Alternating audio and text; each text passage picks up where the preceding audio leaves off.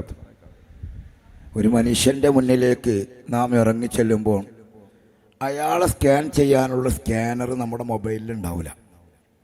അയാളെ സ്കാൻ ചെയ്യാനുള്ള സ്കാനർ നമ്മുടെ മുഖത്താണ്.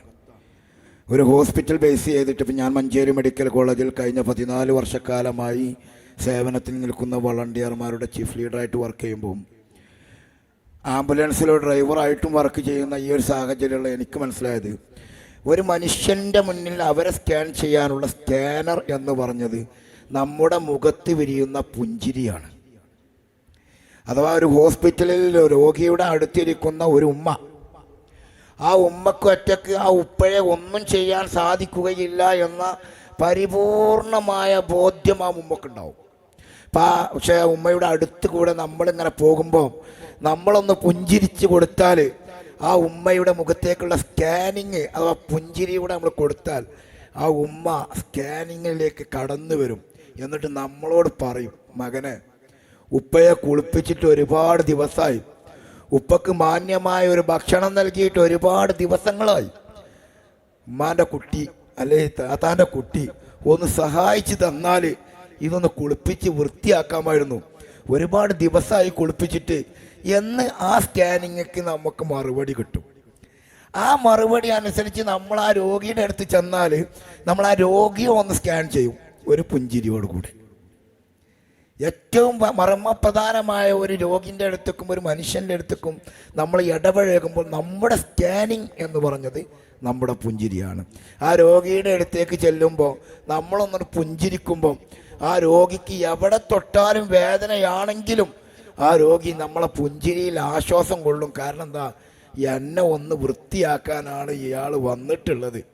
ആ നിലക്ക് നമുക്ക് കിടന്ന് തന്ന് നമുക്ക് വൃത്തിയാക്കാനുള്ള എല്ലാ സൗകര്യങ്ങളും നമ്മൾ ചെയ്ത് കൊടുത്ത് റാഹത്താക്കി ആ ഉപ്പക്ക് തുണിയും വസ്ത്രവും ഒക്കെ ധരിപ്പിച്ച് ഒരാവശ്യത്തിനുള്ള വെള്ളവും ഭക്ഷണമൊക്കെ കൊടുക്കുമ്പം ആ ഉപ്പയുടെ മുഖത്ത് വരുന്ന ഒരു പുഞ്ചിരിയുണ്ട്.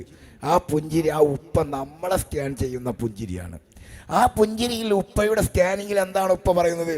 കുട്ടിയെ, നിനക്ക് അള്ളാഹു എല്ലാ നിലക്കുമുള്ള ജീവിതത്തിലും മരണത്തിലും നിനക്ക് എല്ലാ നിലക്കുമുള്ള ഖൈറും നൽകട്ടെ എന്ന് ആ ഉമ്മയും ഉപ്പയും നമുക്ക് പുഞ്ചിരി വെച്ചിട്ട് നമ്മളെ സ്കാൻ ചെയ്തിട്ട് അള്ളാഹുവിനോട് ആത്മാർത്ഥമായിട്ട് ദുആ ചെയ്യുമെന്നുള്ളതാണ്.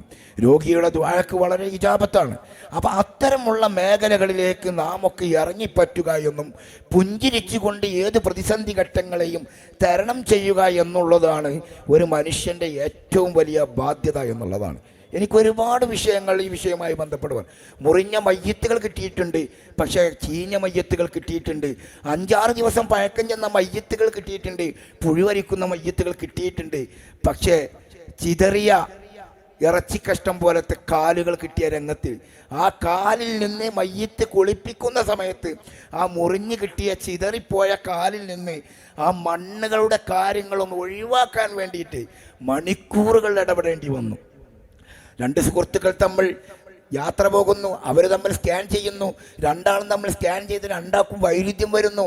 ആ വൈരുദ്ധ്യം വരുന്നു, ട്രെയിനിൽ നിന്ന് ചവിട്ടി പുറത്തേക്കിടുന്നു. പുറത്തേക്കിടുമ്പോൾ ഇയാൾ പുറത്തേക്ക് വീഴുന്നു. ഇയാളുടെ കാലിലൂടെ ഈ ട്രെയിന് കയറി ഇറങ്ങുന്നു. ചതഞ്ഞിറങ്ങി നമ്മളാ ഇറച്ചികളൊക്കെ അടിച്ചരച്ച മാതിരി ഉള്ളൊരവസ്ഥയിൽ ആ മണ്ണ് കലർന്ന ഇറച്ചി നമ്മുടെ കയ്യിൽ കിട്ടുന്നു. എങ്ങനെ ഇത് കൈകാര്യം ചെയ്യുമെന്ന് നമ്മൾ സ്കാൻ ചെയ്യുന്നു. ആ സ്കാനിങ്ങിൽ നമുക്ക് അറപ്പും വെറുപ്പുമില്ലാത്ത ഒരു ജീവിതം, ഒരു മനുഷ്യനാണ് ഈ മനുഷ്യൻ്റെ ജനാദ കൈകാര്യം ചെയ്യേണ്ടത്, അയാളെ കുളിപ്പിക്കേണ്ടത് നമ്മുടെ ഓരോരുത്തരുടെയും ബാധ്യതയാണ് എന്ന് സ്കാനിങ്ങിൽ നമുക്ക് റിപ്പോർട്ട് കിട്ടുന്നു. അതടിസ്ഥാനത്തിൽ നമ്മൾ അത്തരം മയ്യത്തുകളും നമ്മൾ കൈകാര്യം ചെയ്ത് അൽഹംദുലില്ലാ, എനിക്ക് നിങ്ങളോട് സാഹിത്യോത്സവ വേദിയിൽ ഓർമ്മപ്പെടുത്താനുള്ളത്, ഏതൊരു മനുഷ്യനും അഹങ്കരിക്കാൻ വകയില്ലാത്ത മനുഷ്യവർഗങ്ങളാണ് നാം.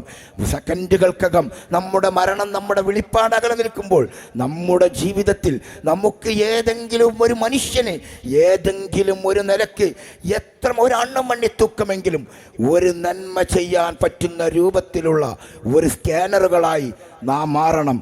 നമ്മുടെ ജീവിതത്തിൽ നമ്മുടെ ഇബാദത്തുകൾക്കൊക്കെ എത്രമാത്രം കാര്യക്ഷമത നമ്മുടെ ഇബാദത്തുകളിലൊക്കെ ഉണ്ട് എന്ന് നമ്മളൊക്കെ ഒന്ന് ചിന്തിച്ച് നോക്കുക, സ്വന്തത്തിൽ ഒന്ന് സ്കാൻ ചെയ്യുക. എന്നിട്ട് നമ്മുടെ ആഖിറമായ വിഷയത്തിലേക്ക്, ആരുമില്ലാത്ത രോഗികൾക്ക് വേണ്ടി, അശരണായ ആളുകൾക്ക് വേണ്ടി അവർക്കൊരു പുഞ്ചിരി കൊണ്ടെങ്കിലും, അവരുടെ സ്നേഹത്തിൻ്റെ വാക്ക് കൊണ്ടെങ്കിലും, അവരെ തലോടലം കൊണ്ടെങ്കിലും, നമ്മുടെ ഉമ്മയെ പുറത്താക്കാതെ നമ്മുടെ ഉപ്പയെയും ഉമ്മയും താലോലിക്കുന്ന രൂപത്തിലേക്ക് നമ്മുടെ സ്കാനറുകൾ വളരണമെന്ന് നിങ്ങളോടൊക്കെ ഓർമ്മപ്പെടുത്തി ഇൻഷാ അല്ലാഹ് വരും ദിനങ്ങളിൽ ഇതുപോലത്തെ വലിയ വലിയ വലിയ സാഹിത്യോത്സവ നഗരിയിലൊക്കെ മനുഷ്യനെ സ്കാൻ ചെയ്യാനുള്ള ഒരു എല്ലാ നിലക്കുമുള്ള ഒരു കാര്യം എല്ലാ സാഹിത്യോത്സവ നഗരിയിലൊക്കെ നടക്കണമെന്നും, മനുഷ്യൻ ആരാണ് എന്ന് ഒരു മനുഷ്യനെ മനസ്സിലാക്കാൻ കഴിയാത്ത കാലഘട്ടത്തിൽ ആ മനുഷ്യൻ ആരാണ് എന്ന് ഒരു ബോധ്യപ്പെടുത്തൽ മാത്രം നടത്തി ഇൻഷാ അല്ലാഹ് അല്ലാഹു സുബ്ഹാനഹു വ തആല നമ്മുടെ എല്ലാ സൽക്കർമ്മങ്ങളും നമ്മിൽ നിന്നും കബൂൽ ചെയ്യുമാറാവട്ടെ എന്ന് പറഞ്ഞ് ഈ വാക്കുകൾക്ക് അവസാനം കുറിക്കുന്നു.